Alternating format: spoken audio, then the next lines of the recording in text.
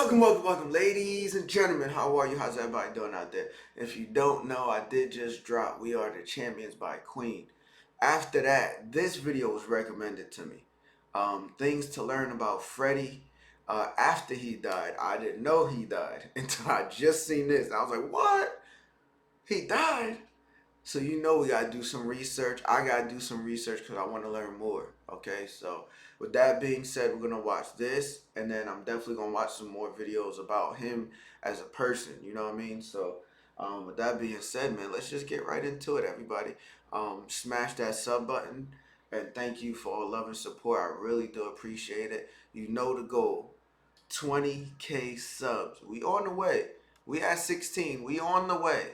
Slowly but surely, but what y'all could do is really help me out. Just smash that sub button and let's run these numbers up, okay? I'm gonna be here for y'all, man. I'm not stopping, and we're gonna keep these videos, the Queen videos, rolling, and then you already know we're gonna branch out to a lot of different other bands, singers, artists, and you know, just the music world. So let's get into this. Freddie Mercury made his mark with a legendary singing voice, a memorable strut, and a larger-than-life stage presence. But as out there as his public persona was, he kept a lot of big things to himself. From his nights on the town with Princess Diana to the real reason he could sing so well, here are the most remarkable things we learned about Freddie Mercury after he died.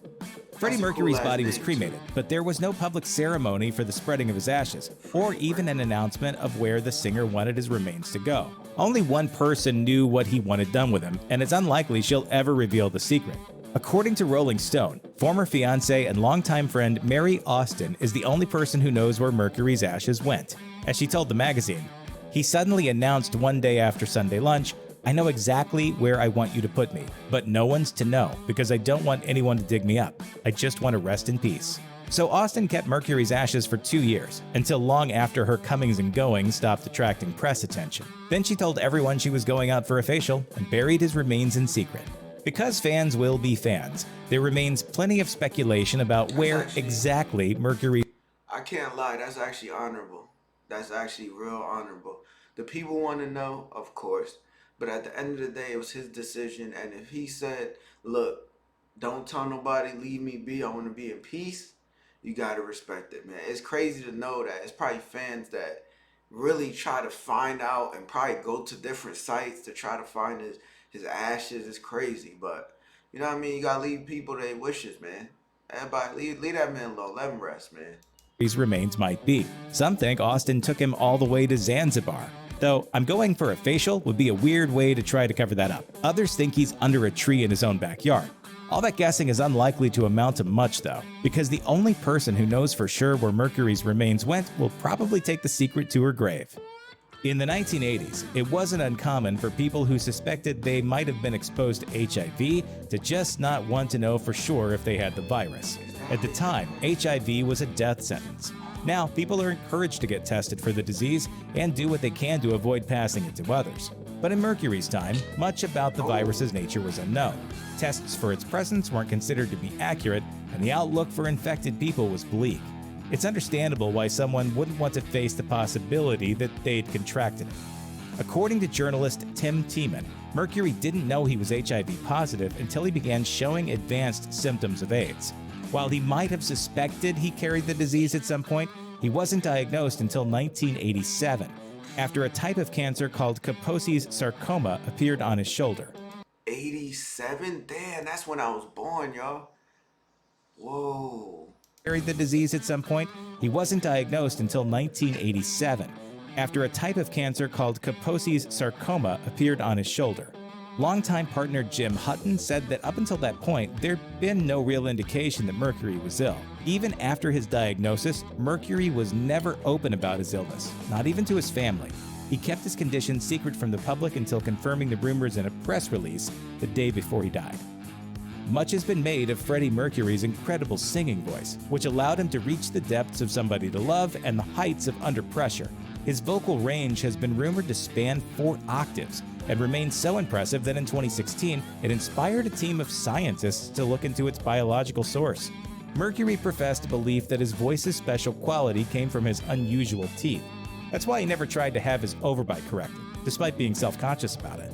But the 2016 study concluded that it wasn't his teeth behind his vocal range, but rather his vestibular folds. These are a pair of membranes located just above the vocal cords, which are sometimes called false vocal cords, as they're not typically used for making sound. Mercury could use his to create subharmonic vibration, which is how he produced that growl he's famous for. Whether or not his voice was really capable of hitting 4 octaves is something the scientists weren't able to determine. So that aspect of Mercury's talent remains a subject of debate for music fans. Freddie Mercury was able to navigate the line between celebrity and privacy with grace, but for some famous people, being anonymous is almost impossible.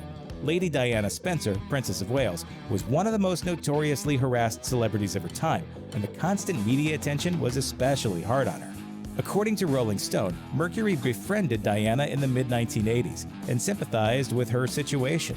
Along with some friends, he conspired to take her out for a paparazzi-free night on the town. They disguised Di and drag by dressing her in an army jacket, aviator sunglasses, and a leather cap, after which they snuck her into the most raucous gay bar in London. The plot worked flawlessly. The bar patrons were so dazzled by Mercury and his friends that they paid no attention to the princess, who was able to spend the entire evening incognito. Diana was so thrilled with the experience that she told Mercury and his friends that she hoped to do it again. Because Mercury was one of the first celebrity AIDS victims, people are often surprised to hear that he was once engaged to a woman and that she remained very close to him even after he started having relationships exclusively with men. While the Bohemian Rhapsody movie glossed over a lot of things, this aspect was pretty accurate. Even though they never married, Mercury often referred to Mary Austin as his wife, and in a 1985 interview he once said, "All my lovers ask me why they couldn't replace Mary, but it's simply impossible. I couldn't fall in love with a man the same way I did with Mary." Mercury was involved with Jim Hutton for the 7 years prior to his death, but he left the former hairdresser with a pittance compared to what he reportedly left to Mary Austin.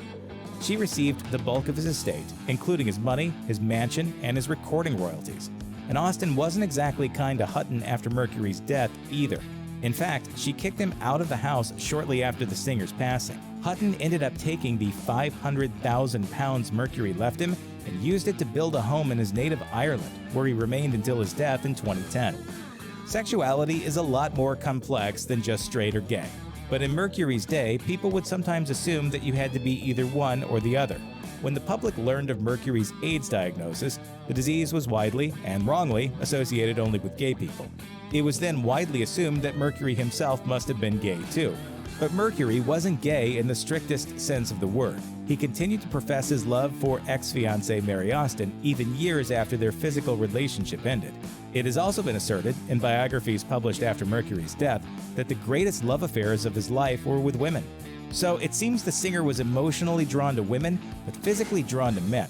It's a state of affairs that seems to have caused some upset toward the end of his life. Even though he spent his last 7 years in a relationship with Jim Hutton, he still thought of Mary Austin as his soulmate, and therefore the natural heir to his fortune. You know, she's been a girlfriend of mine for a long time, and even though we're not together right now, I sort of refer to her a lot. Freddie Mercury knew he was dying, but he refused to feel sorry for himself. He wanted to remain productive, preferably while free from unwanted media attention. So he chose to keep his diagnosis a secret. As bandmate Roger Taylor told Entertainment Weekly in 1999, he didn't want to be looked at as an object of pity and curiosity. He didn't want circling vultures over his head. Mercury kept recording throughout most of his final years, even when it became very difficult for him. According to GQ, Queen released the single "The Show Must Go On" just 6 weeks before Mercury's death, and the singer was so ill during recording that bandmate Brian May expressed concern about whether he'd be able to perform the vocals at all. Mercury put those doubts to rest, though, as May later described the events. "I said, 'Fred, I don't know if this is going to be possible to sing.' And he went, 'I'll f***ing do it, darling.' Vodka down, and went in and killed it. Completely lacerated that vocal." He couldn't keep it up forever, though. While recording Mother Love, he stopped before the last verse and then said, quote, "I'm not feeling that great. I think I should call it a day now. I'll finish it when I come back, next time." But there was no next time. Mercury never went back to the studio, and May sang the last verse of Mother Love himself. Mercury's bombastic stage reputation didn't follow him into his personal life, or even into his relationship with his bandmates. It's said that Mercury was really the most level-headed of the bunch, especially when it came to disagreements between his fellow band members, which were evidently quite common. Mercury once said the band, quote, "argued about everything, even the air that we breathed." Yet somehow the band persisted through it all. According to writer Leslie Ann Jones' biography of Mercury's life, the frontman was usually the guy who ended up keeping the peace, an assessment the bandmates agreed with. As Brian May recalled in 2007, "It was normally Roger and I who were at opposite ends. Everyone thinks that Freddie was difficult. Actually, Freddie was great. He was a great diplomat." We argue a lot, we fight a lot, but in the end, you know, what really is the key feature is that we must come up with some product. Freddie Mercury was friends with Michael Jackson for a time, and the two intended to Bro, he had big time Prince. Imagine Princess Diana and Michael Jackson being like two of your good friends. Damn, man. He seemed like such a good guy, man. This video actually makes me sad, man, because I'm just learning about the band and the group. Like I said, I didn't know he died. I didn't know why. Of course, now I do. But damn, man. Such an amazing talent. Damn, back then they didn't have the technology and stuff, but he probably would have still been around, man. Damn. Freddie Mercury was friends with Michael Jackson for a time, and the two intended to record music together at some point. But as it turns out, Mercury was just too wild and crazy for Jackson's tastes. That's right, the guy who owned a chimpanzee once tried to buy Marvel Comics and had dreams of building himself a giant robot replica thought Freddie Mercury was too wild and crazy to hang out with. According to Mercury himself, quoted in Leslie Ann Jones' biography, the two musicians made efforts to record several songs together, but could never really find the time to finish the tracks. The 3 songs they worked on together, Victory, State of Shock, and There's More to Life Than This, ended up being completed without each other's involvement on their own albums. Ultimately, the two stars had a falling out, supposedly after Jackson took offense to Mercury doing too much cocaine in his living room. I think one of the tracks would have been on the Thriller album if I'd finished it, but I missed out. The HIV virus doesn't kill directly. It attacks the immune system, which makes it possible for secondary infections to move in. That's what makes AIDS such an insidious illness. It's not a single disease, but rather a lot of diseases. And the symptoms patients end up showing are all specific to the viruses, bacteria, fungal organisms, and other microbes that the individual patient is exposed to. Kaposi's sarcoma, which was Freddie Mercury's first symptom, is a cancer caused by the human herpes virus 8, which wouldn't cause symptoms in a person who has a healthy immune system. As the symptoms of AIDS progressed throughout his body, Mercury developed other horrifying complications. In 2017, guitarist Brian May told the Sunday Times magazine that one of Mercury's ugliest symptoms was in his foot. As May told the publication, tragically, there was very little left of it. Once he showed it to us at dinner, and he said, "Oh, Brian, I'm sorry I've upset you by showing you that."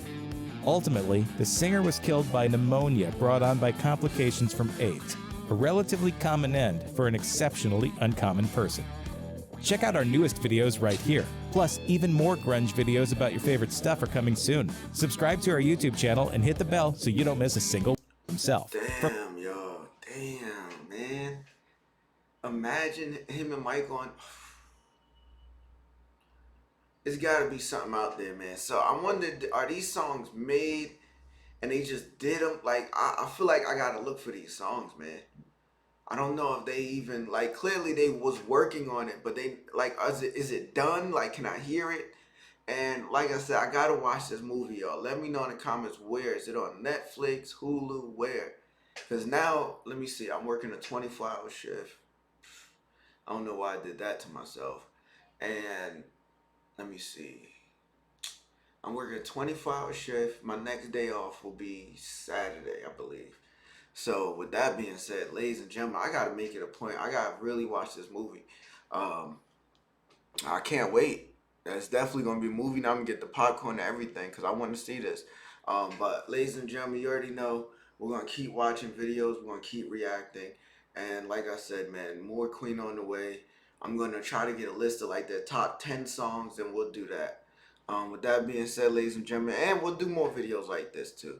So with that being said, y'all, smash that sub button. This wasn't the happiest video, but listen, man, it gives me insight, and you know what I mean, I get to know more behind the music. So that's why I like doing these, and hopefully y'all enjoy them. Let me know if you do. But I'm out, and I will see y'all on the next one. Smash that sub button. 20K subs. We on the way. Let's get it.